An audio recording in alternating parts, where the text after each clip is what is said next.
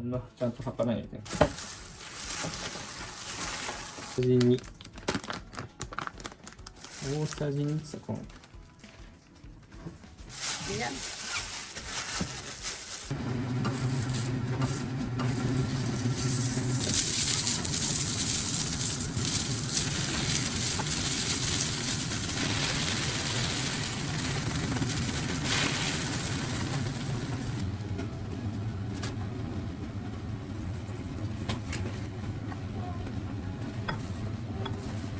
トマト食べんでしょうかよ。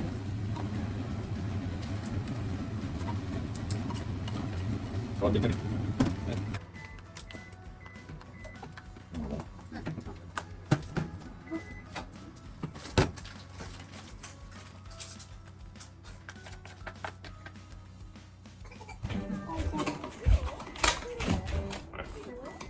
あー、美味しそうだね。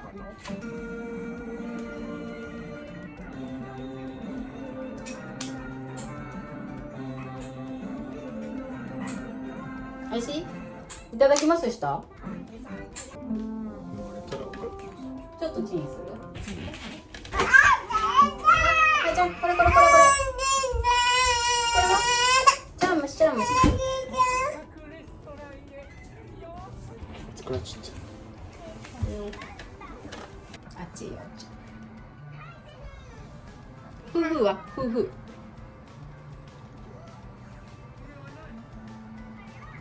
おいしい。おいしい。美味しい？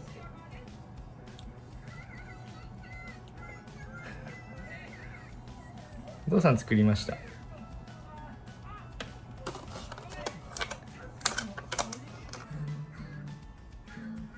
ゆっくり噛んで。あ、来ました。お父さんの来ました。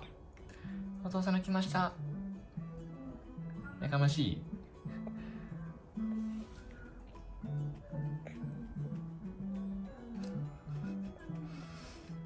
おいしい人。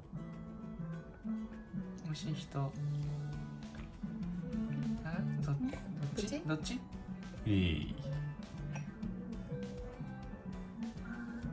濃いかもしれん。書いてちゃう。うん？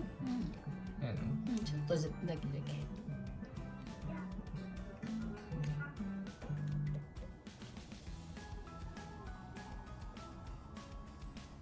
今お父さんはカレーと生姜焼きを作ります。